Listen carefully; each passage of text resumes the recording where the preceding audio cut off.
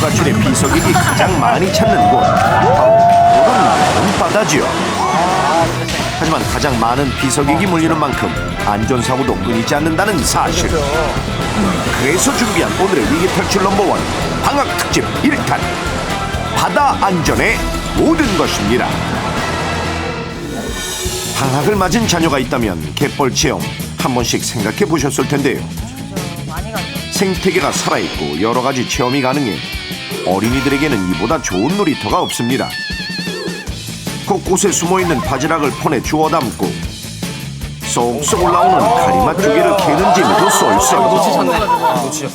개흙에 사는 물고기 망둥어도 잡고 이리저리 도망치는 개를 잡느라 시간 가는 줄 모릅니다. 또 갯벌에서 미끄러지며 축구, 줄다리기 등 여러 스포츠를 즐기면서 가족끼리 또는 친구끼리 즐거운 시간을 보낼 수 있는 갯벌. 그런데 이런 갯벌에는 곳곳에 위험이 도사리고 있다는 사실 알고 계셨습니까? 얼마 전 인천 갯벌에서 조개를 잡던 관광객 1명이 실종, 1명이 사망. 또 갯벌에서 낙지를 잡으려던 남성이 실종됐다가 다음날 사체로 발견되는 등 갯벌에서 다치거나 사망하는 사고가 매년 끊이지 않고 있습니다. 자, 안전한 갯벌 체험을 위해서는 꼭 기억해야 할 3가지가 있는데요. 지금부터 주목하십시오. 위기 탈출 넘버원에서 알려드리겠습니다. 첫 번째는 갯골. 갯벌에 난 고랑을 갯골이라고 하는데 밀물과 썰물이 드나들 때 물길이 되기 때문에 다른 부분보다 부드럽고 빠지기 쉽습니다. 겉으로 보이는 갯벌의 표면보다 깊게 웅덩이가 파여있고 한 번 빠지면 빠져나오기 힘들어 갯벌의 블랙홀이라고 불릴 정도인데요. 최근 부산 갯벌에서 제첩을 잡던 50대 여성이 이 갯골에 빠져 사망하는 사고가 발생하기도 했습니다. 갯골이 아닌 부분은 이렇게 장대로 찔렀을 때 발목 높이인 12cm 정도밖에 들어가지 않지만 갯골 부분은 이렇게 장대로 찌르면 성인 키 정도 되는 무려 180cm나 들어갑니다. 특히 키가 작은 어린아이가 이런 갯골에 빠진다면 아주 위험한데요. 갯골에 빠지지 않기 위해서는 갯벌을 항상 잘 살펴보고 도랑이나 물이 흐른 자국이 있는 곳은 밟지 않도록 주의해야 합니다. 만약 갯골에 빠졌을 때 서서 다리를 움직이면 더 깊게 빠질 수 있기 때문에 누워서 자전거 페달을 밟듯이 다리를 움직이거나 엎드려서 기어 나오는 것이 좋은데요. 스스로 탈출하기 힘들다면 되도록 움직이지 말고 주변에 도움을 요청하는 것이 좋습니다. 두 번째는 바다 안개. 갯벌 지역에는 국지성 해무, 일명 바다 안개가 자주 발생하는데요. 작년 충남 갯벌에서 해산물을 취취하던 8명이 짙은 안개로 길을 잃는 사고 발생. 보령 독산 해수욕장 앞 갯벌에서도 5명이 해무에 고립되는 등 작년에만 7곳의 갯벌에서 모두 22명이 고립됐다가 구조된 사건이 있었는데요. 해무에 고립되면 앞이 보이지 않을 뿐더러 어느 쪽이 육지인지 구분하기 힘들어지기 때문에 탈출하기가 어렵습니다. 따라서 갯벌에 나갈 때는 해무에 고립될 경우를 대비해 육지가 어느 방향인지 알 수 있도록 나침반을 챙기고 주변의 위험 상황을 알릴 수 있도록 포루라기도 가져가는 것이 좋습니다. 세 번째는 밀물. 갯벌에서는 눈 깜짝할 사이에 밀물 때문에 목숨을 잃는 사고도 드물지 않은데요. 최근 안산 대부도 갯벌에서 한 부부가 밀물을 피하지 못하고 익사하는 사건이 발생하기도 했습니다. 성인이 일반 땅에서 빠르게 걷는 속도가 시속 4km 정도인데 밀물은 무려 4배가 넘는 시속 18km로 갯벌에 밀려 들어옵니다. 그렇다면 과연 밀물이 들어오는 곳을 확인한 후 대피하려고 한다면 안전하게 대피할 수 있을까요? 위기 탈출 넘버원에서 직접 실험을 통해 알아보겠습니다. 근데 사실 나오기도 힘들거든요. 땅이 육지와 바다 그리고 갯벌에서도 자유롭게 이동할 수 있는 공기 부양선. 부양선에 탑승한 해양 경찰이 지켜보는 가운데 스턴트맨이 안전복을 착용하고 실험에 참가합니다. 얼마나 이동했는지 거리를 측정하기 위해 100m마다 표시를 해둡니다. 그렇게 만반의 준비를 마치고 밀물이 들어오기를 기다리는데요.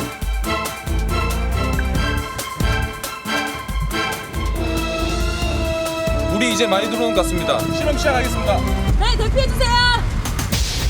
갯벌 체험을 할 때 주로 이동하는 지점, 육지로부터 1100m 떨어진 거리에서 실험을 시작합니다. 밀물을 확인하자마자 육지 방향으로 대피하기 시작하는 스턴트맨. 초반에는 속도를 내며 필사적으로 도망치는데요. 그러나 갯벌이니만큼 앞으로 나아가기가 쉽지 않은 상황. 미끄러지며 주춤하는 사이 밀물은 무서운 속도로 쫓아오고 있습니다. 5분 후 아직 100m도 대피하지 못했는데 이미 스턴트맨을 앞지른 밀물. 발목까지 차오른 밀물 높이와 갯벌에 푹푹 빠지는 발 때문에 점점 걷기가 힘들어지는데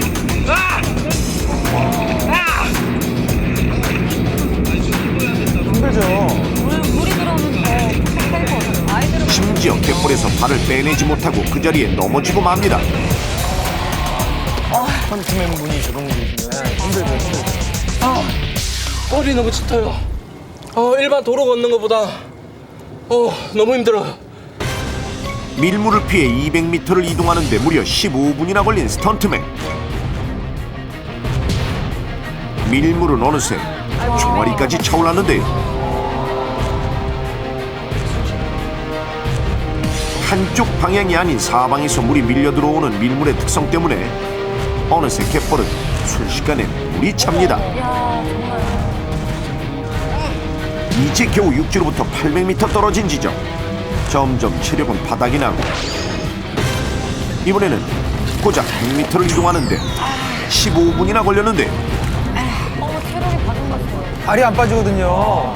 밀물은 어느새 스턴트맨의 허리까지 차올랐습니다. 시간은 흐르고 밀물은 점점 차오르는데 어린아이였어요. 좀처럼 움직이지 못하는 모습. 순식간에 물은 가슴까지 불어나고 조급한 마음에 수영을 하려고 시도하지만 갯벌에서 발이 빠지지 않아 그마저도 쉽지 않은 상황. 결국 육지로부터 700m 떨어진 지점에서 실험을 중단한 뒤 스턴트맨은 해양경찰에 의해 안전하게 구조되었습니다.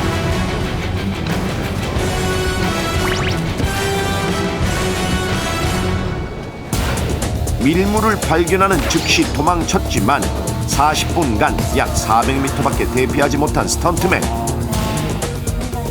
평소 뛰어난 지력을 자랑하는 스턴트맨조차 40분 만에 익수 위험에 처했던 건데요. 이러한 상황을 예방하기 위해서는 밀물이 들어오는 시간을 미리미리 체크하고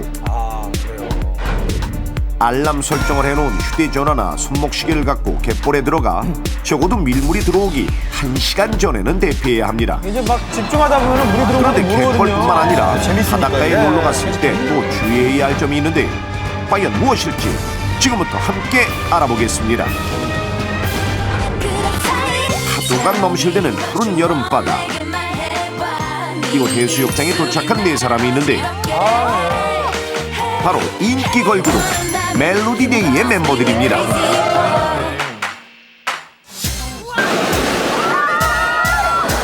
드디어 바다다. 완전 좋아. 손목 뚫리는 것 같아. 어제 비 많이 와서 진짜 걱정했는데 날씨 너무 좋다. 우리 빨리 물놀이 하자. 그런데 그때 얘들아 같이 가. 멜로디데이를 부르는 이 목소리의 주인공 설마 멤버들을 향해 뛰어오는 이 사람은 바로 멜로디데이의 매니저 양세형 씨였습니다. 진짜 많이 와.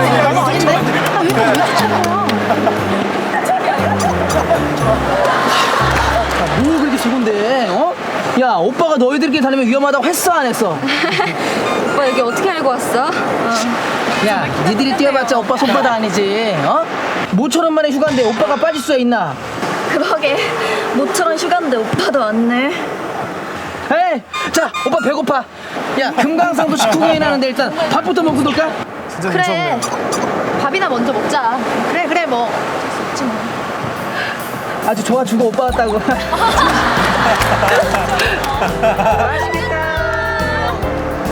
모래사장에 자리를 펴고 세영 씨가 준비한 도시락을 펼치는데 그래요. 배가 고팠는지 도시락을 허겁지겁 먹는 멜로디데이 멤버들과 세영 씨.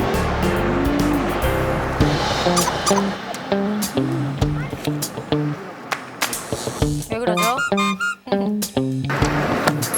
내가 이럴 줄 알았어. 어? 너희들은 내가 관리 안 하면 이렇게 정수줄 온다니까. 왜?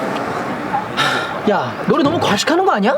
아 진짜 먹는 거 가지고 잔소리야. 야, 걸그룹은 이 몸매 관리가 필수라고. 너무 맛있어서 멈출 수가 없어. 그래 물놀이 하면 다 소화돼. 그래서 또 이제 멤버들을 향한 그러니까. 세영 씨의 잔소리는 바다에 와서도 그칠 줄 모릅니다. 식사 후 위경련을 예방하기 위해 30분간 물에 들어가지 않고 가벼운 운동으로 소화를 시키는데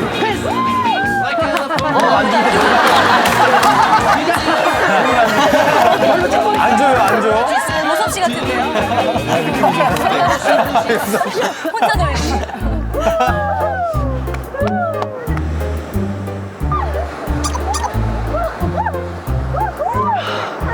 밥이 좀 짰나? 이렇게 물이 맥히지? 운동 후 목이 타는 듯 물을 벌컥벌컥 마시는 세영 씨. 너무 많이 마시는데요. 야 우리 이제 물놀이 하러 가자. 멜로디데이 멤버들은 드디어 바다로 향하는데 몸을 담그기 전 발부터 다리, 팔, 그리고 얼굴, 가슴 순으로 심장에서 먼 곳부터 그대로 적신 후 물에 들어갑니다.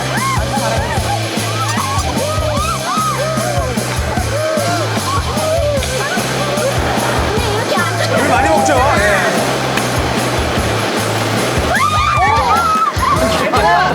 그렇게 타면 위험해. 오빠처럼 그렇게 타야지 이렇게. 여기서 잠깐! 바다에서 물놀이를 할 때 주의해야 하는 것 바로 예고 없이 찾아오는 너울성 파도입니다. 크게 칠 때는 10m도 넘는 파도가 치기 때문에 매우 위험한데 큐브 위에 누우면 부력이 더 커져 금방 뒤집어질 수 있기 때문에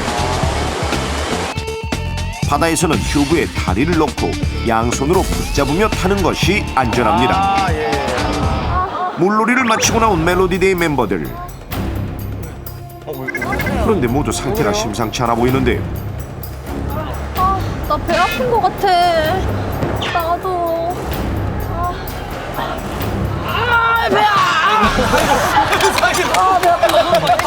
왜 그래? 배 아파. 멜로디데이 멤버들과 세영 씨는 물놀이 후 장염 증상을 호소하며 병원으로 옮겨졌습니다. 그렇다면 여기서 빙수 퀴즈. 멜로디데이 멤버들과 세영 씨가 바다 물놀이 후 장염으로 쓰러진 이유는 무엇일까요? 오, 굉장히 어려운데요? 네, 이번 문제는 빙수 퀴즈입니다. 빙수 퀴즈라는 거는 네. 뭐 마치면 빙수 먹을 수 있는 뭐 그런 그래서 이따 아시게 됩니다. 저희가. 잠시만요. 먹는 건 아닌가 보네. 바다에서 물놀이를 했는데 그 이후에 지금 장염 증세가 왔어요. 네, 맞아요. 왜일까요? 아까 먹은 김밥이 문제가 있는 거예요. 김밥 오는 동안 쉬었다. 그러니까 김밥은 굉장히 빨리 상해요. 그죠? 여름이면 더 빨리 상하거든요. 그렇죠. 바다에서 먹는 김밥이 문제다 이렇게. 네, 맞습니다. 바다에서 먹는 김밥이 문제다. 역시 집에만 있었네요. 야, 아니다 모르죠. 예, 맞아요. 두준 씨, 뭔가요? 저는 과한 급수. 네. 아까 막 물을 이제 뭐 짜다 하면서 많이 드셨잖아요.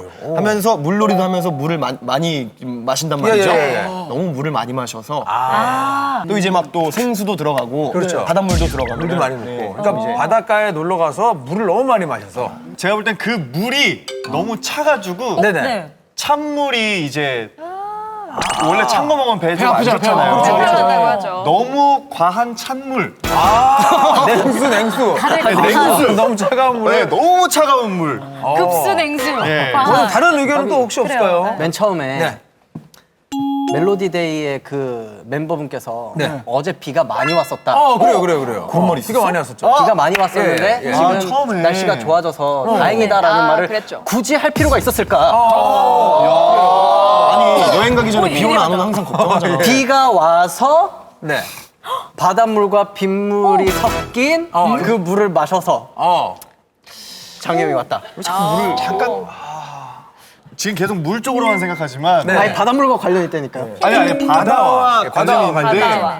그 바다에 있는 그 모래가 계속 이제 마신 거예요. 모래를 많이 먹었다? 물을 먹다 보니까 계속 모래도 삼키고 물에까지는 우리 이제 닭이 아니니까요, 그죠? 바지 주머니밖에 없어요. 알죠? 바지 주머니에 물에 얼마나 들어가는지. 굉장히 많이 들어가서 그래서 어떻게 두툼해요 항상. 모래를 먹어서. 많이 나오긴 해. 네, 이제 좀 정리를 좀 이제 해야 될 것 같아요. 네. 나온 여러 가지들을 이제 좀 이렇게 모아서. 네. 저희가 이게 저희가 이제 그렇죠. 네. 왜 따로 하실래요? 두 분 따로 하시고 혼자. 전 상관없습니다. 괜찮아요? 전 상관없어요. 이게 저 하나로 정답을 모아야 되는 게스트분들이. 그럼 뭘로 할까요?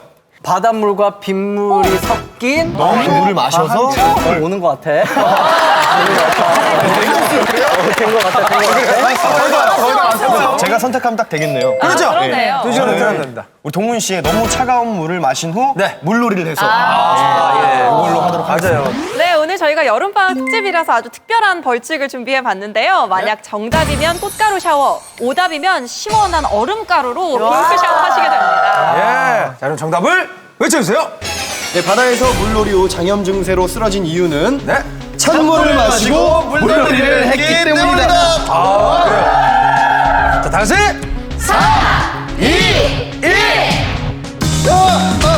뭐야? 자, 어떻게 될까요?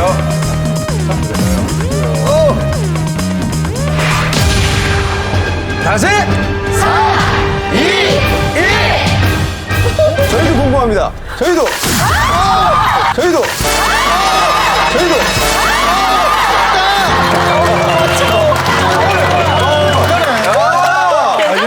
괜찮다. 시원해요.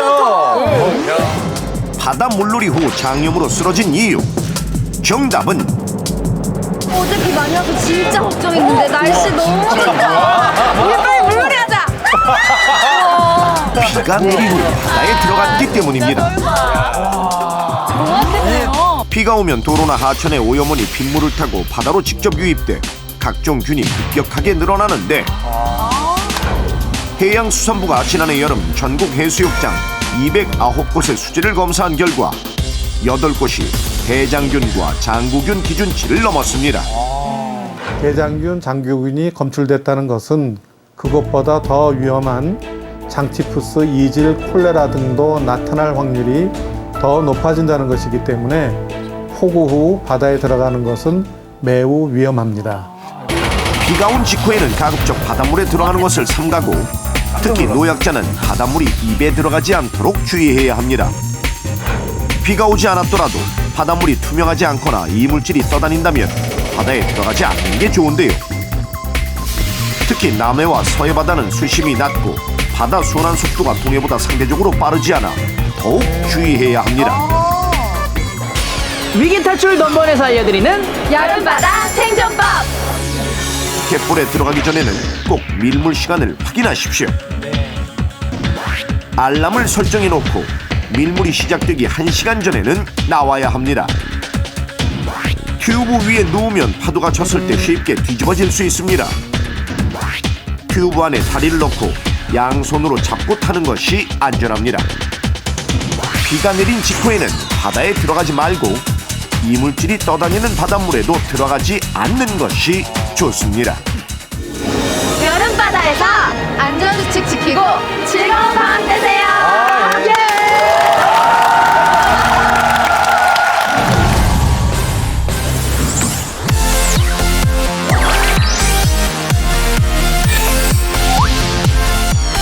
여름방학 특집 제1탄 그 두 번째.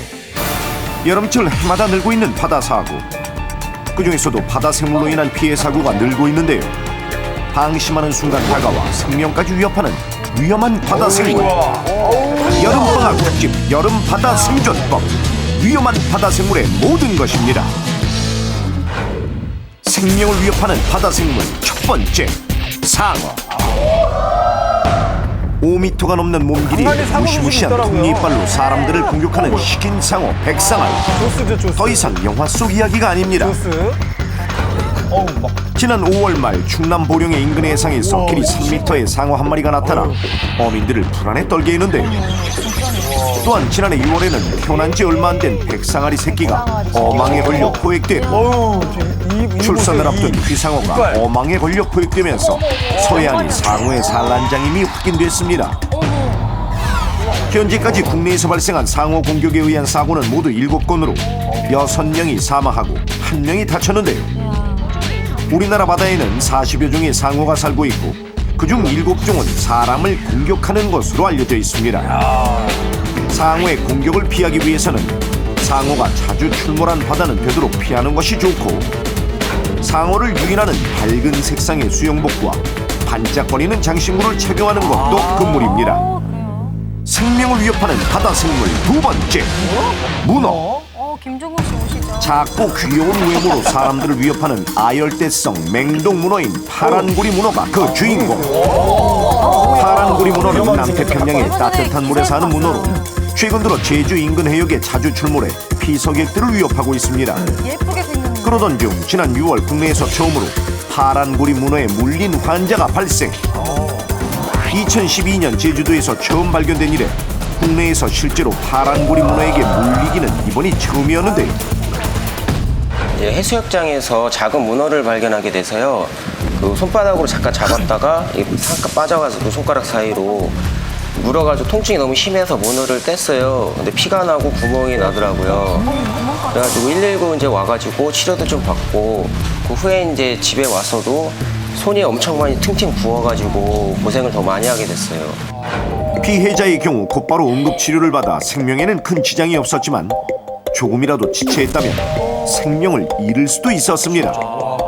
다행이네. 파란구리 문어는 10cm 안팎의 작은 크기지만 보고류가 갖고 있는 독인 테트로도톡신을 지녔으며 그 독성이 보고만큼이나 강한 것으로 조사되었는데요. 파란구리 문어는 이빨과 턱은 물론 먹물과 점에게도 독성 물질이 있기 때문에 발견 시 절대로 손으로 만져서는 안 됩니다. 생명을 위협하는 바다 생물 세 번째, 라이언피쉬.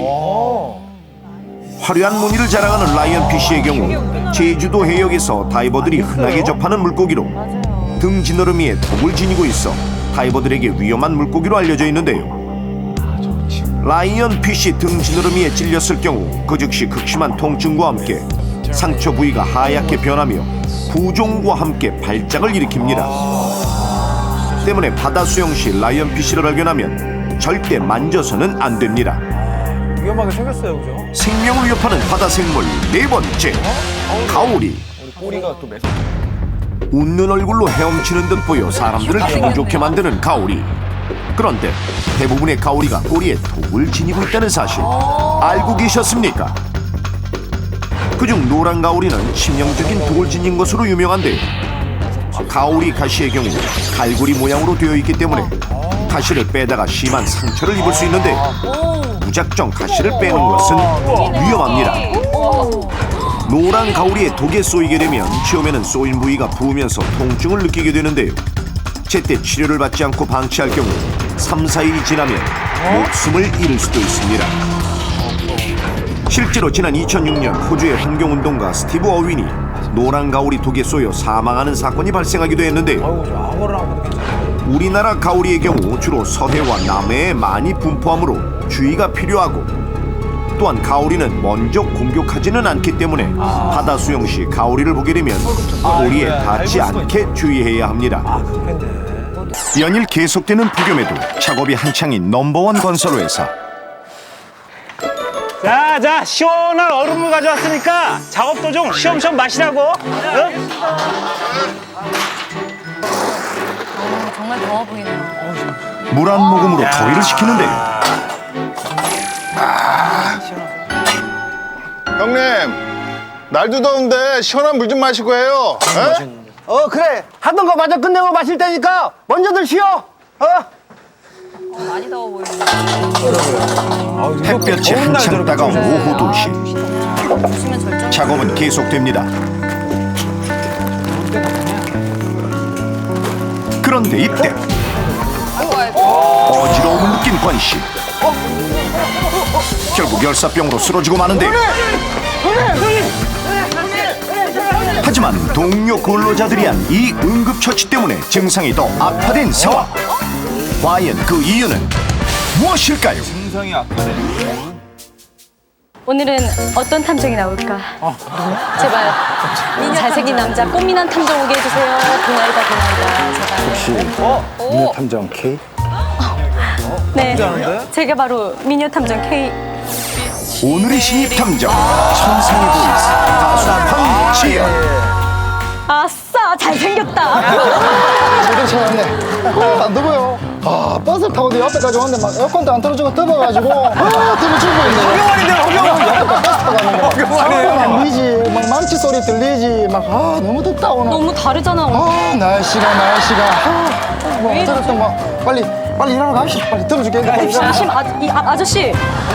덥다 더워. 저기 잠시. 이거 맞는 것 같은데. 이거 머리 좀 본격적인 수사를 위해 사건 현장에 도착한 두 사람. 바로 이곳입니다. 아 이쪽입니까? 단서를 찾기 위해 본격적인 수사를 시작하는데요. 사고 당시 모습이 그대로 남아있는 현장. 작은 단서 하나까지 놓치지 않기 위해 꼼꼼하게 살펴보는 모습입니다.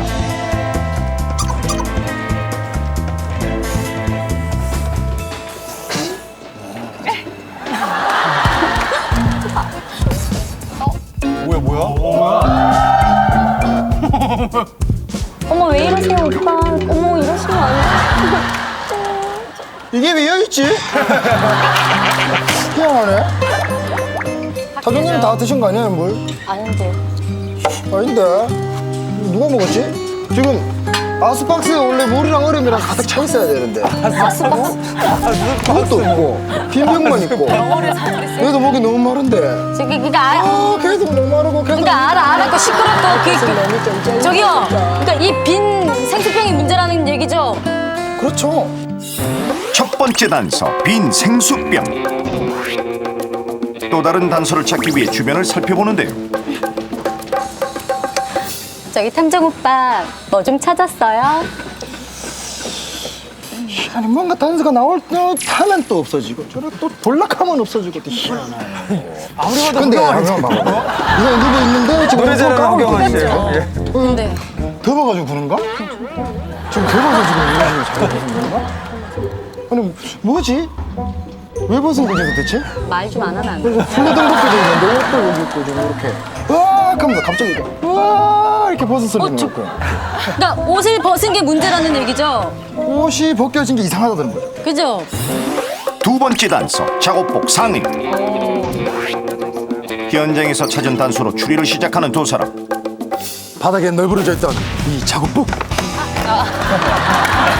현장에 버려져 있던 이 빈 생수병. 그래 사건의 원인은 바로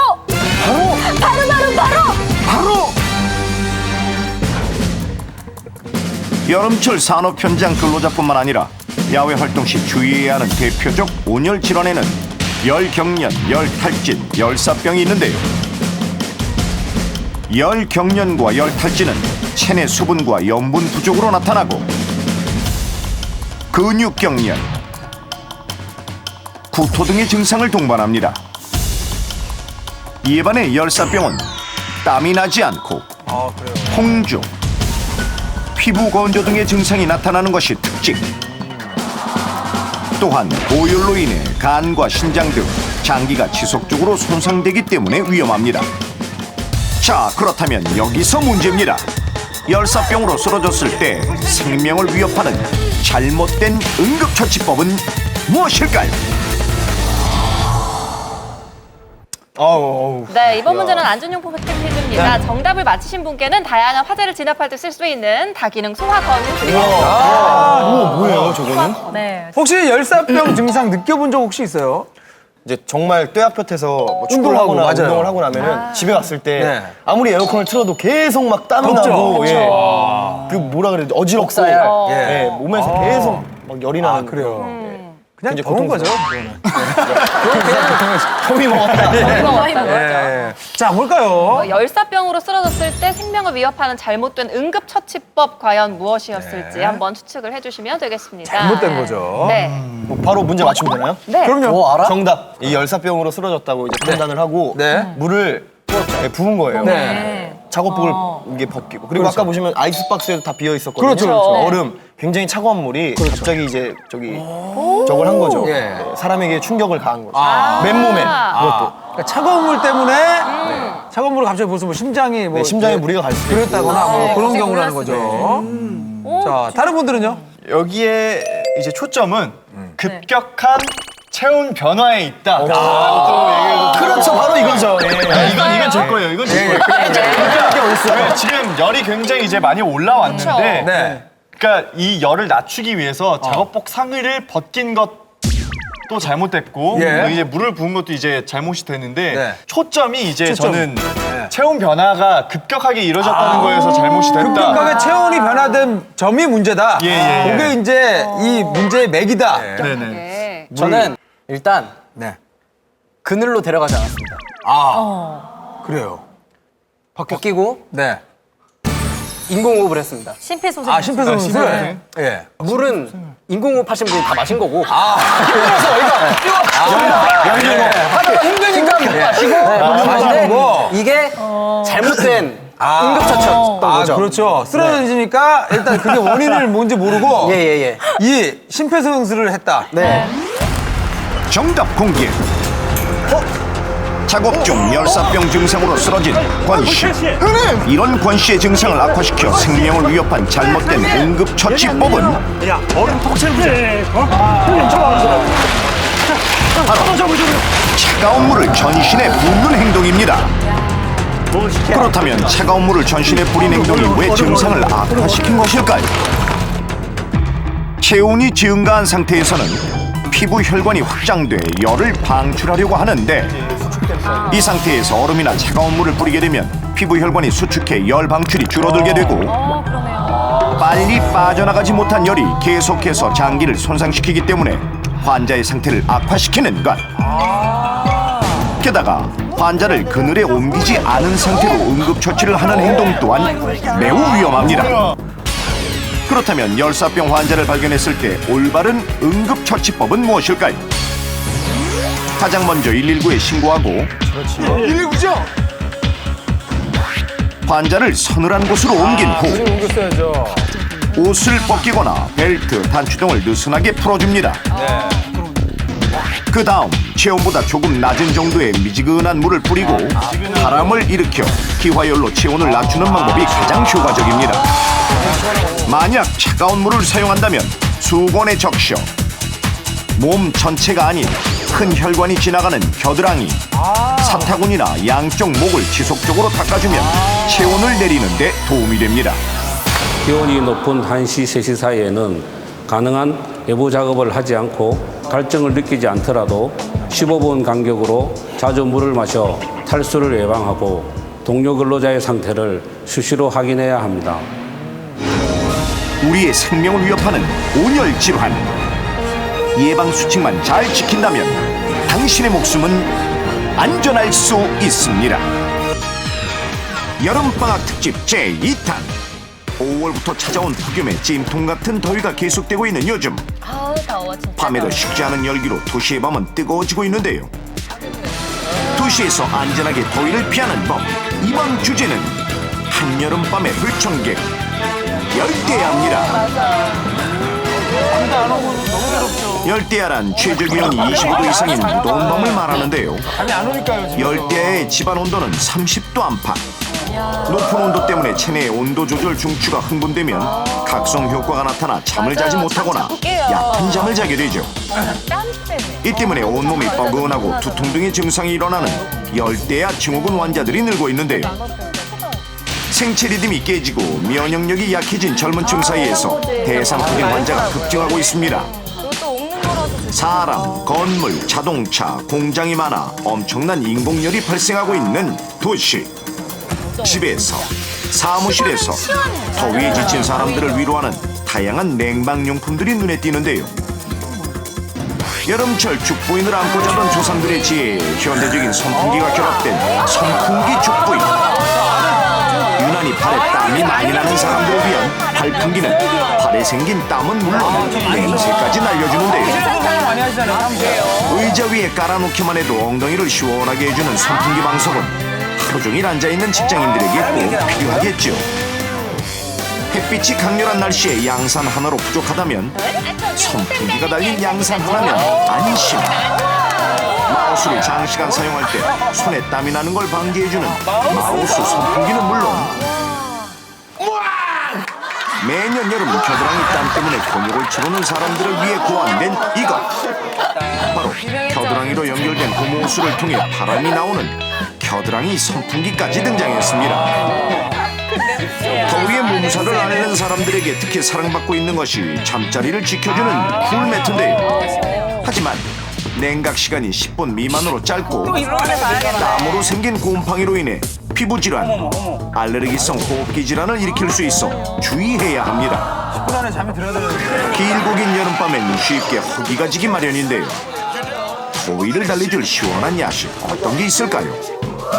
족발을 더 시원하고 새콤하게 즐기는 냉채족발. 살얼음 동동 시원하게 즐기는 여름 보양식 조개탕.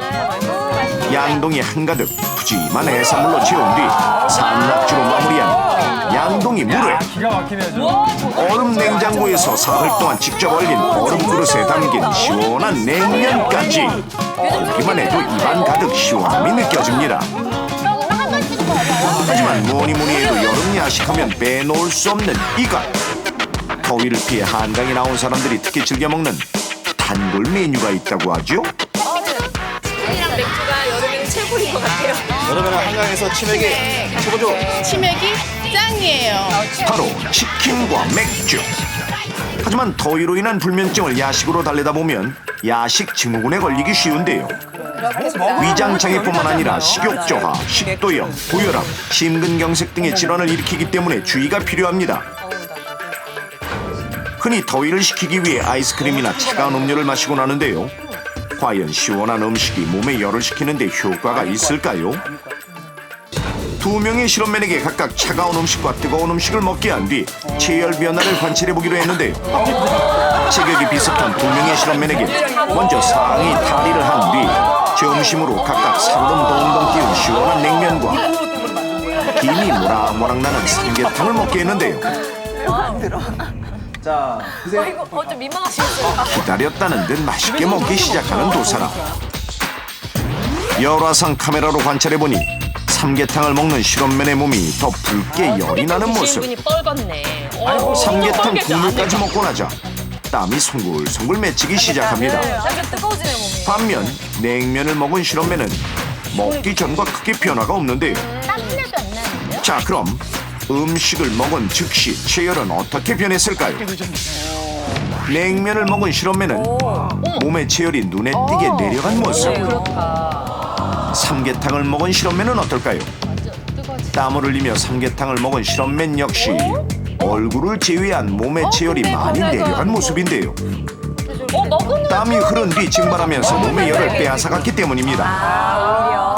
30분 정도 휴식 시간을 갖고 다시 체열을 측정해볼까요? 냉면을 먹은 실험맨은 체열이 다시 올라 빨갛게 달아오른 것을 확인할 수 있었는데요. 반면 뜨거운 삼계탕을 먹은 실험맨은 더 낮은 체열을 유지하는 모습. 왜 이런 결과가 나온 걸까요?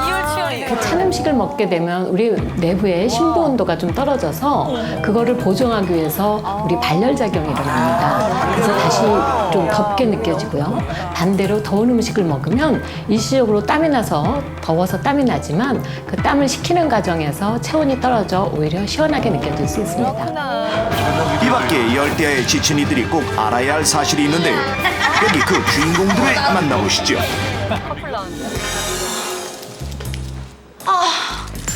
더워. 꼭 저렇게 켜야 돼요. 발가락으로. 네. 살 더 쪘어. 수지야.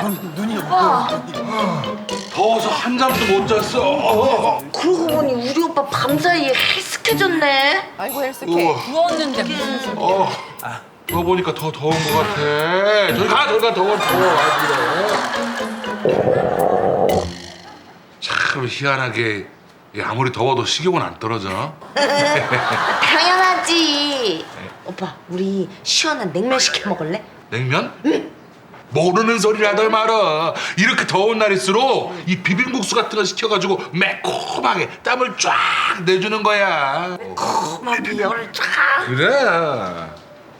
콜? 매콤한 비빔국수로 점심 식사를 하는 민상 수지 남매. 야. 순식간에 바닥이 드러나는데 아 배불러. 나 다음 주에 친구들이랑 워터파크 가기로 해서 다이어트 하려고 그랬는데 어머나. 저녁부터 굶을 거야. 그래? 그냥 파크를 가시지. 그럼 지금 한 그릇 더 콜? 워터파크 말고? 저게 가능한 거.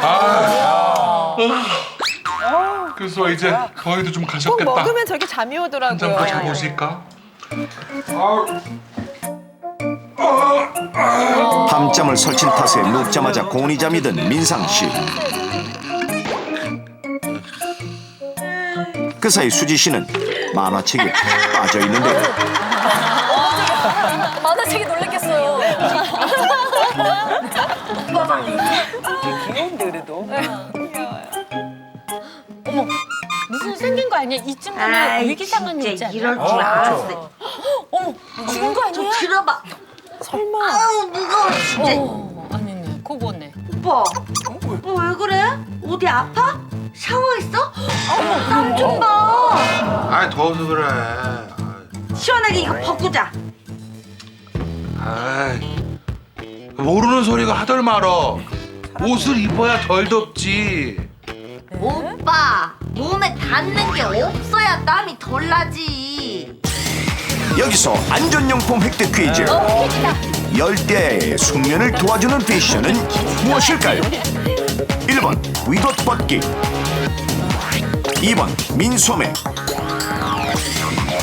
3번 반팔 티셔츠.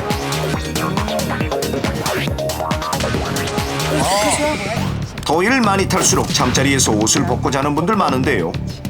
위옷 벗기와 민소매 그리고 반팔 티셔츠 중 몸을 더 시원하게 해서 숙면을 도와주는 것은 무엇일까요? 2명의 실험맨이 누울 수 있는 이부자리를 준비한 뒤 이불과 몸 사이에 온도 측정기를 부착하고 보기에 나온 3가지 방법으로 각각 실험해봤는데요. 먼저 집안에서 흔히 입고 자는 민소매 러닝 셔츠를 입고 잠자리에 드는 실험맨들. 30분 후 이불 속의 온도를 측정해볼까요? 이불까지 덥고요, 그죠? 각각 35.1도와 35.3도. 이번에는 더울 때 흔히 하는 행동 상의 탈의 후 잠자리에 들었는데요. 이번에도 역시 온도 측정기를 부착한 뒤 30분을 기다려보겠습니다. 30분 뒤 이불 속의 온도를 측정한 결과 각각 36.5도와 36.4도로 민소매를 입었을 때보다 1도 이상 높게 나왔습니다.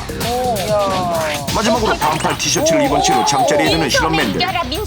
과연 민소매와 그리고 윗옷을 벗었을 때와 온도 변화는 얼마나 차이가 날까요?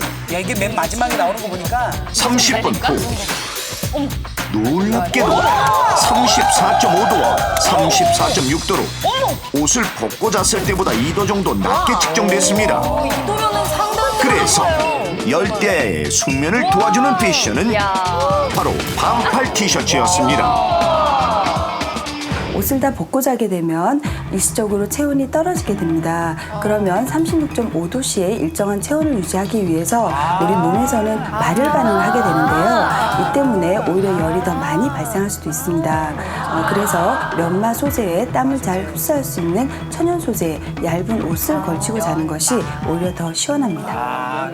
겨드랑이가 맞닿는 민소매보다는 땀을 흡수해주는 반팔 티셔츠가 몸을 더 시원하게 해주는데요. 또한 몸에 딱 달라붙는 옷보다는 통풍이 잘 되는 헐렁한 옷을 입을 때 더 시원합니다. 그날 저녁 저녁이 돼도 이렇게 덥냐? 물에 입고 있어. 아, 우리 같은 사람들은 어떻게 살라고? 우리라니 은근슬쩍 엮지 마. 아, 맞다. 우리 수박 사다 놓은 거 있지? 맞아, 가져와. 수박 하체 먹으면 맛있는데. 시원하죠. 수박 왔습니다요. 진짜 여름밤에 수박 많이 먹어요. 수지야, TV 보면. 너도 많이 덥지? 오빠가 마음이 아프다. 뭐야, 오빠 완전 감동이야. 뭐야 이거? 뭐야 이거 안 추워? 더 소리가 뭐야? 뭐야? 수지가 다른 수지야. 너무 다르다. 수박이나 먹어. 먹자. 정말 많이 먹네요. 저렇게 먹으면 더 아, 맞다. 저렇게도 먹는구나. 에어컨 고치러 언제 온다 그랬지? 보통 집에 저렇게. 내일. 아, 하루가 1년 같다. 덥지. 에어컨 없으면 더워. 그래도 네가 있어서 다행이야. 선풍기가 저렇게 천천히 도는 선풍기 있나요? 켜, 나도 세게. 아기 잘 주셔서 나도 세게. 아, 저리 가.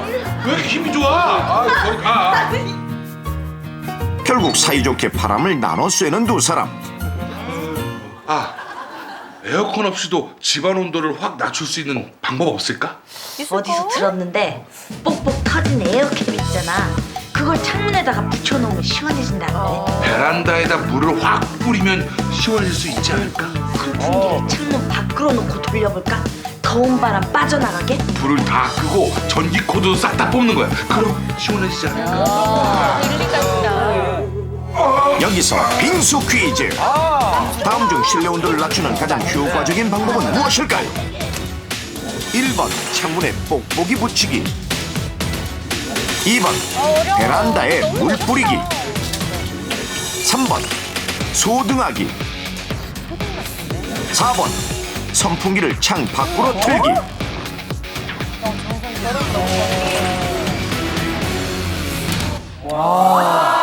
자, 안전용품 퀴즈 맞추신 우리 조혜련 씨에게 저희가 선물을 드리도록 하겠습니다. 퀴즈 마세요, 지금. 잘 쓰겠습니다. 네, 이번 문제는 빙수 퀴즈입니다. 실내 온도를 낮춰주는 가장 효과적인 방법은 과연 무엇일까요? 불 소등하기도 맞는 거 많이 같네요. 하잖아요, 집에서. 그게 네. 전구 열이 어마어마하고 TV도 한참 틀어놨다가 근처에 가면 뜨끈뜨끈해지잖아요. 그러니까 모든 가전제품 다 꺼버리면은 열이 나는 걸 다 없애니까. 그럴 수도 있겠다. 맞다. 그래서 덕분에 열 많아가지고. 맞아. 전자레인지도 있고. 선풍기 어때요, 선풍기? 창밖으로 들어. 이것도 근거는 있는 것 같아요. 뭐 근데 그걸 연기 뺄 때 쓰는 거 아니에요? 연기, 냄새 이런 거? 환풍 효과가 더 많이 날 수 근데 있죠. 보니까 에어컨 틀었을 때 보니까 에어컨 틀으면 이렇게 막 이렇게 쓰레기. 돌아가잖아요. 네, 근데 쓰레기. 그 부분이 너무 뜨겁던데 되게. 그렇긴 하죠, 또. 다 마치면 팥빙수 주시는 거예요? 아, 빙수 드려요, 저희가. 시원하게. 제 느낌에는요, 소등하기가. 소등. 아, 그래요? 냉장고니. 와, 되게 잘 맞는다. 시간 필요 없잖아요. 그러면 우리는 소등하게 할래요. 소등 이유는요? 아까 다 얘기했잖아요. 짚고 이제 넘어가야 되니까. 그래요? 짚어본다면 그렇죠. 집에 이렇게 냉장고 그리고 정수기 이런 게 있는 데에 또 불까지 켜고 막 이러면 네. 집이 더워요. 너무 덥죠. 그 자체에서 발생하니까. 코드 빼고 다 차단시키면 그러면 시원해질 맞아. 거예요. 전력도 줄고 시원하고 일석이조잖아요. 맞아요. 알겠습니다. 야, 여기 또 깔끔하게 이렇게. 자, 벌칙 세트 들어가세요. 자, 준비됐죠? 네. 자, 정답을 외쳐주세요. 실내 온도를 낮추는 가장 효과적인 방법은 소등하기!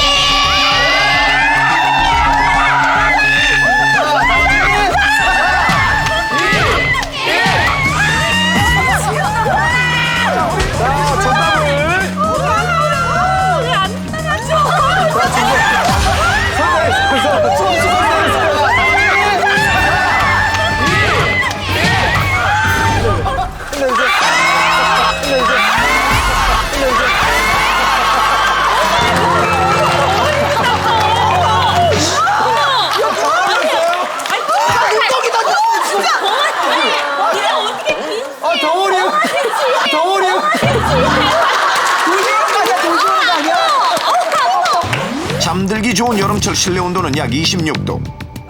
열대야를 대비해 건강한 여름을 나기 위해서는 실내 온도를 낮추는 것이 중요한데요. 궁금합니다, 진짜. 실내 온도를 가장 빨리 낮추는 방법 과연 무엇일지 실험을 통해 알아보겠습니다. 당장 붙일 거예요. 먼저 창문에 뽁뽁이를 붙이는 것이 효과가 있을까요? 이건 답이 아니네.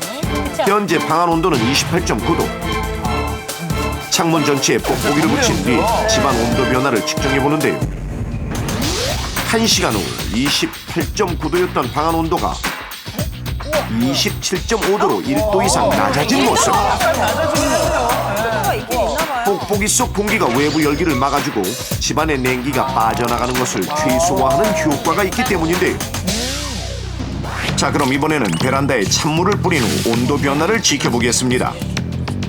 1시간 후 방 안 온도는 26.6도로 처음보다 약 2도 정도 낮아진 모습인데요. 소등 맞지 않나? 수분이 증발하면서 집안의 열기를 빼앗아 시원해지는 효과를 준 겁니다. 소등하고 이제 뭐 남았죠? 이번에는 방 안 전체에 불을 끄고 사용하지 않는 콘센트를 뽑은 뒤 온도를 측정했는데요.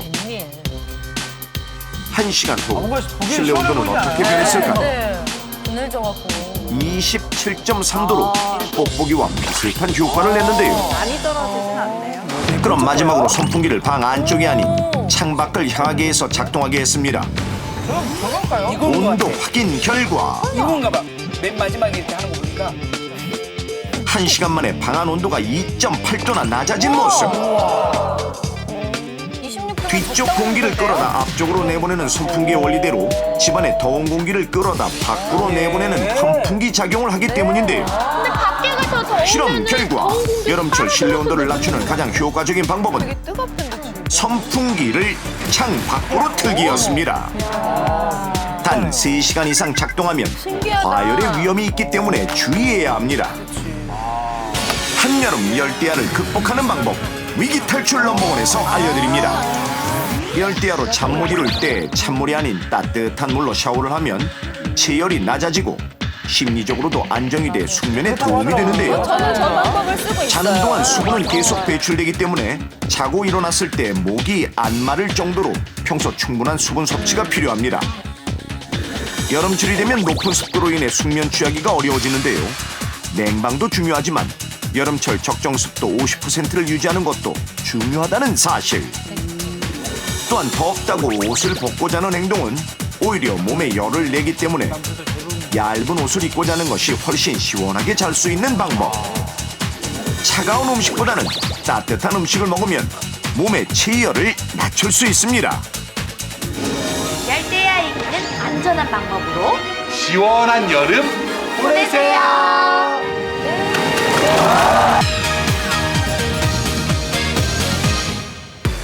장렬하는 태양, 무더위에 지쳐갈 때면 생각나는 이곳. 여름철 최고의 비서지이지만 전체 물놀이 사망사고의 75%를 차지하고 목숨을 위협하는 위험천만한 사고가 끊이지 않는 이곳. 여름방학 특집 3탄 계곡 물놀이입니다. 우리나라 3대 계곡으로 손꼽히는 지리산 칠선계곡. 7 선녀가 목욕을 했다는 선녀탕에는 아름다운 풍경과 물줄기가 끝없이 펼쳐지고 충남 노산에 위치한 수락계곡은 소나무숲 한가운데 폭포가 시원한 물줄기를 쏟아내는데요. 마지막으로 7수의 맑은 물이 흐르는 경북 양산의 베네골 계곡은 영남의 알프스라 불리는 만큼 수려한 비경을 자랑합니다. 이처럼 천혜의 아름다움을 자랑하는 계곡은 여름철 비서지로 인기 만점이지만 그 반면 각종 사고가 끊이지 않는 위험한 곳이기도 합니다. 실제로 지난해 6월에서 8월 사이 물놀이 사망사고가 발생한 곳으로 해수욕장이 12.5%인데 반해 하천과 계곡이 무려 75%를 차지했는데요. 사고 유형으로는 수영 미숙, 안전 부주의 등 안전 수칙을 무시해 발생한 사고가 무려 87.5%. 사고의 시간대를 분석해보면 일주량이 가장 많고 점심 식사 후 나른해지는 2시부터 6시 사이에 집중 발생했다는 사실. 또 한 가지, 계곡에서는 깊은 물보다 얕은 물에서 발생하는 사고가 훨씬 많은데요. 그 대표적인 사고 유형은 물속 소용돌이에 의한 익사 사고입니다. 갑자기 소용돌이 바닥의 깊이가 일정하지 않은 계곡의 특성상 물이 하류로 흘러내려가지 않고 상하로 회전하면서 소용돌이가 형성될 수 있는데요. 주로 물의 흐름이 급격하게 바뀌는 지점이나 거센 물줄기가 떨어지면서 물속에 깊은 웅덩이가 형성되는 폭포 아래에서 가장 많이 발생합니다. 계곡물의 블랙홀이라 해도 과언이 아닌 물속 소용돌이. 그 피해가 막대한데요. 작년 여름 경남 밀양에서 물놀이를 하던 대학생 2명이 소용돌이에 빠져 목숨을 잃었고, 강원도 인제에서는 계곡물에 빠진 딸을 구하기 위해 물속으로 뛰어든 아버지와 그들을 구하려던 50대 의사가 모두 목숨을 잃은 안타까운 사고가 발생하기도 했었죠. 그럼 지금부터 실험을 통해 물속 소용돌이 현상의 위력을 확인해 보겠습니다.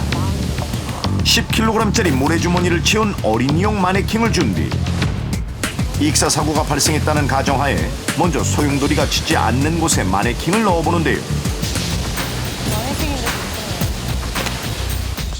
계곡물의 흐름에 따라 마네킹이 하류 쪽으로 흘러내려가는 모습입니다. 그렇다면 물속 소용돌이 현상이 발생하고 있는 지점에서는 과연 어떨까요?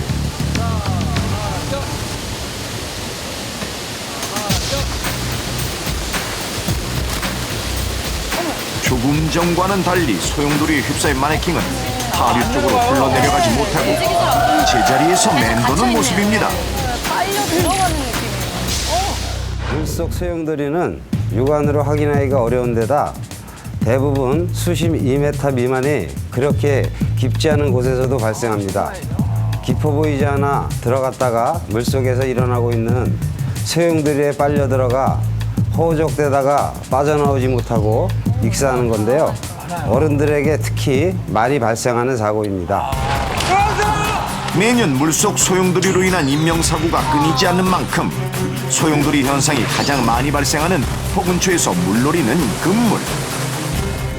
뿐만 아니라 폭우가 쏟아진 뒤에는 계곡의 바닥 상태가 불규칙해져 소용돌이 현상이 심해질 수 있으니 주의해야 합니다. 얕은 물에서 발생하는 사고 유형, 그 두 번째는 무엇일까요? 실제로 이 사고로 인해 작년 여름 계곡에서 물놀이를 하던 대학생이 숨지고 2013년 등산을 하던 50대 남성이 더위를 식히려다가 머리에 큰 부상을 입고 사망. 이 두 사고의 공통적인 원인은 계곡의 수심과 관련이 있는데요. 자, 여러분은 지금 보이는 이 계곡물의 수심이 얼마나 돼 보이십니까? 실제로 이 계곡물의 수심은 보이는 것보다 더 얕은 약 70cm에 불과했는데요. 이처럼 수심이 얕은 계곡물을 깊은 물로 착각하고 다이빙을 시도했다가 변을 당하는 일이 계곡에서 가장 많이 발생하는 사고 1위라는 사실. 맞아요. 예. 그렇다면 계곡물이 실제 수심보다 더 깊어 보이는 이유는 무엇일까요? 첫 번째 이유는 바로 물이 맑기 때문입니다. 계곡물은 투명해서 바닥이 훤히 들여다 보이는 경우가 많은데 이때 계곡 바닥에 큰 바위나 물속 이끼, 나뭇잎 등이 시야에 혼란을 주어 깊이를 가늠하기가 어려워집니다. 두 번째 이유는 계곡 주변의 나무들로 인해 수면에 그늘이 지기 때문. 그늘이 맑은 물을 비추면 마치 깊은 물과 같은 음영이 생겨서 물이 깊어 보이는 착시 효과가 발생하는 건데요. 그늘이 질 때와 그렇지 않을 때의 차이가 보이십니까? 따라서 물놀이 전에는 계곡물의 수심을 정확하게 파악하는 습관이 필요한데 수심이 깊더라도 계곡물 바닥에는 큰 바위들이 불규칙하게 깔려 있을 뿐만 아니라 다이빙에 적합한 수심 4m 이상의 깊은 물을 찾기 어렵기 때문에 계곡에서의 다이빙은 절대 금물입니다. 얕은 물에서 발생하는 물놀이 사고는 이뿐만이 아닙니다. 우리가 흔히 하는 아주 사소한 행동 때문에 얕은 물에서도 익사 사고가 발생하기도 하는데요. 여기서 안전용품 획득 퀴즈입니다. 문제? 다음 중 얕은 물에서도 익사 사고로 이어질 수 있는 위험한 행동은 무엇일까요? 1번 몸에 꽉 끼는 구명조끼 입기. 2번 잠수하기 전에 크게 심호흡하기. 3번 물놀이 할 때 물 많이 마시기. 정답은 잠수하기 전에 크게 심호흡을 하는 행동입니다. 실제로 작년 7월 계곡에서 물놀이를 하던 12살짜리 어린이가 기절한 상태로 발견. 급히 응급조치를 실시했지만 결국 사망하고 말았는데 이 안타까운 사고의 원인이 바로 잠수하기 전에 크게 심호흡을 하는 행동 때문이었습니다. 그런데 이 사소한 행동이 대체 왜 위험한 것일까요? 이처럼 숨을 여러 번 크게 들이내쉬는 행동은 체내에 있던 이산화탄소의 농도를 급격히 떨어뜨리는데 이 상태에서 숨을 멈추고 잠수를 하면 점점 산소의 양이 떨어지더라도 뇌에서는 숨이 가쁘다는 것을 인지하지 못한다는 사실.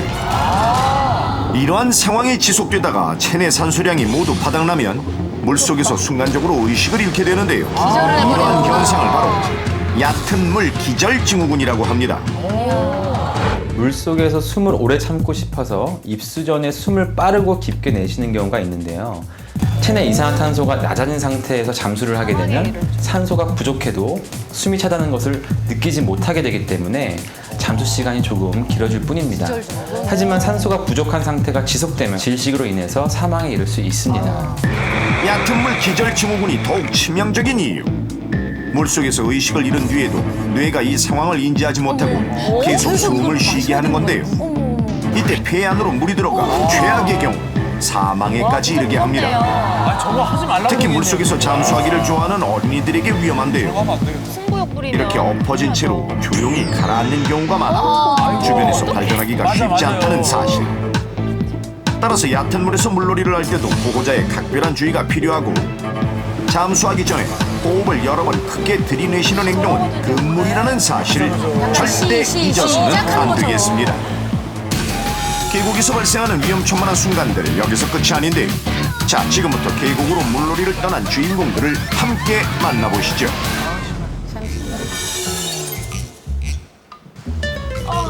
피곤해. 아니 어제 먹은 술이 들겠는데 무슨 계곡이야. 그나저나 오늘 왜 이렇게 더운 거야? 언니 오늘 우리랑 같이 노는 거 절대 후회 안 할 거예요. 언니 알죠? 우리과 대표 문자 꾸기 오빠.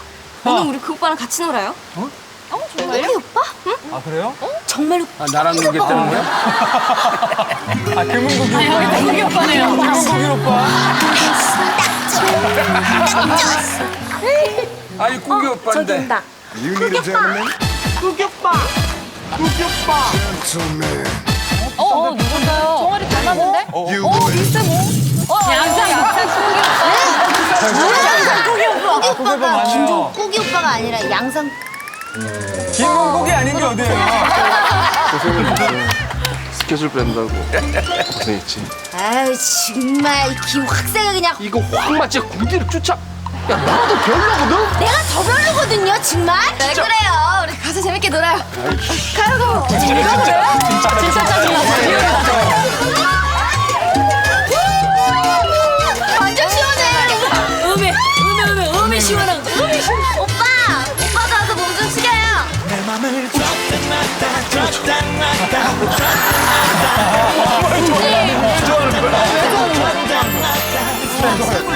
쇠골미남이에요.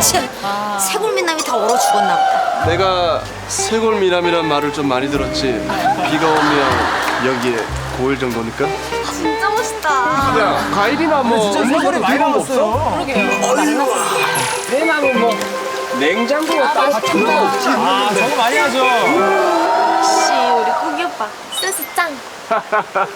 왜 인기가 많죠? 물에 도는 거 좀 춥춥하다. 오빠 배고파요? 우리 도시락 싸워. 비용 다 낼게요. 같이 먹을래요? 짜자잔. 그래? 대박. 다 싼 거야?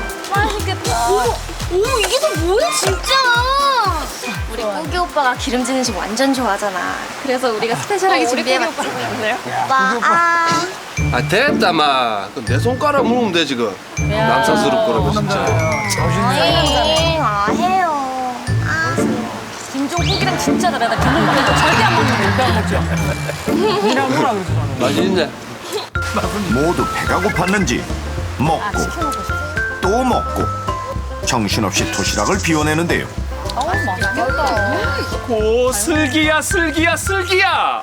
어머 며칠을 굶었나? 별 터지겠다 마. 아, 좀 짜게 먹었나? 왜 이렇게 목을 막 좀.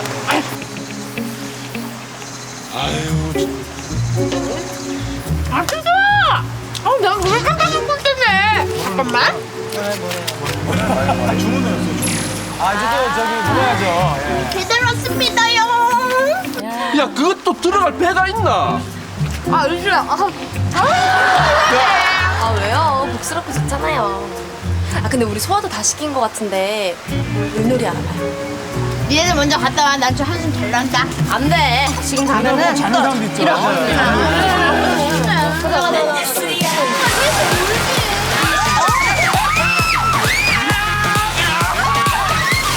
시원한 계곡물에 몸을 담그고 모처럼 만에 즐거운 시간을 보내는 네 사람. 그런데 이때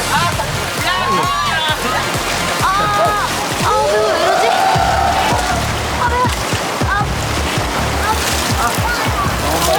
슬경이 왜 저러지? 왜? 뭔데? 뭔데? 괜찮아? 왜 이러노? 내가 너무 언니 괜찮아? 야, 빨리 오피라.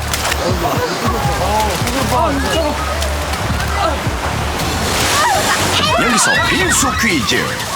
계곡 물놀이를 즐기던 슬기 씨가 갑자기 복통을 호소하며 쓰러진 이유는 무엇일까요? 뭐가 많았어요. 정답은 계곡물에 담가둔 과일을 먹었기 때문입니다. 바로 시간 계곡에 물놀이를 가면 흔히 하는 이 행동이 대체 왜 위험한 걸까요? 보기에는 맑고 깨끗한 계곡물이지만 사실 그 속에는 위험천만한 미생물들이 살고 있는데요. 자, 과연 어떤 녀석들이 살고 있는지 피서객들에게 인기가 좋은 총 8군데의 계곡을 직접 찾아가 계곡물을 채취, 전문기관의 수질 검사를 의뢰해봤는데요. 그 결과 먹는 물 기준으로 단 한 마리도 발견돼서는 안 되는 대장균이 100ml당 평균 약 1,700마리씩 발견. 그중에서도 최고치를 기록한 계곡에서는 무려 3,500마리의 대장균이 검출됐습니다. 이 정도의 수치라면 설사와 복통, 구토 증상은 물론 심하게는 복막염, 방광염, 폐혈증 증세까지 일으킬 수 있는데요. 일부러 계곡물을 들이키지 않더라도 계곡물에 담가놓은 음식을 먹으면서 섭취하는 소량의 계곡물만으로도 대장균에 감염될 수 있다는 사실. 어릴 땐 다 저렇게 먹었어. 특히 요즘처럼 휴가 성수기 때에는 계곡물에 사람의 배설물이 섞여 더 많은 대장균이 번식한다고 하니 각별한 주의가 필요합니다. 계곡에 살고 있는 또 다른 미생물, 바로 기생충입니다. 대부분의 기생충 유충은 육안으로 확인이 안 될 정도로 작기 때문에 자신도 모르는 사이에 감염되는 경우가 많은데요. 그중에서도 이질 아메바에 감염되면 주로 설사 증상을 보이는데 심한 경우 이 증상이 수년간 지속되기도 하고 대장염과 궤양을 일으키는 것은 물론 간으로 이동해 간 농양까지 일으킬 수 있다는 사실. 하지만 이보다 더 치명적인 기생충이 있었으니 몸 길이가 무려 20cm 이상 자라고 최대 30년간 사람의 몸에서 기생할 만큼 최강의 생명력을 자랑하는 이 녀석, 바로 스파르가놈이라는 기생충입니다. 이름도 스파르타 같아요. 이 녀석은 계곡물을 통해 우리 몸속에 들어와 약 5주의 잠복기를 거친 후 본격적인 활동을 시작하는데요. 눈, 심장, 척수, 유방 등을 돌아다니며 정상 조직을 파괴하고 피하 지방의 염증과 종양을 일으킬 뿐만 아니라 뇌까지 파고들어 뇌경색을 일으키거나 정신분열, 간질 발작, 하반신 마비까지 일으키는 최악의 기생충 스파르가놈. 실제로 2010년 산에서 새벽 운동을 하던 50대 남성이 목이 말라 계곡물을 마신 뒤 스파르가놈 기생충에 감염돼 여러 장기가 손상되고 뇌혈관까지 꽉 막혀 목숨을 잃을 뻔한 일이 발생하기도 했습니다. 따라서 계곡 물놀이를 갈 땐 마실 물을 따로 챙겨가는 것이 좋고, 대부분의 물속 기생충은 열에 약하기 때문에 수질 검사가 이뤄진 깨끗한 물이더라도 끓여 먹는 것이 안전하겠습니다. 위기탈출 넘버원에서 알려드리는 여름철 계곡 물놀이 안전 수칙. 첫 번째, 계곡에서 물놀이를 하기 전엔 반드시 정확한 수심을 확인해야 하며 무리한 다이빙은 절대 금물. 두 번째, 잠수나 수영을 하기 전에 과도하게 숨을 들이내쉬는 행동은 얕은 물 기절증후군을 유발하는 위험한 행동.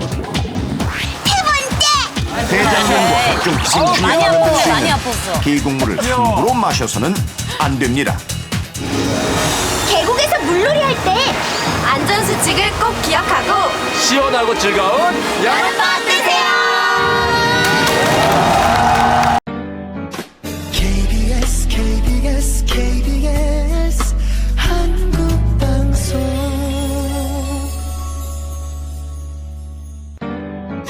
KBS KBS KBS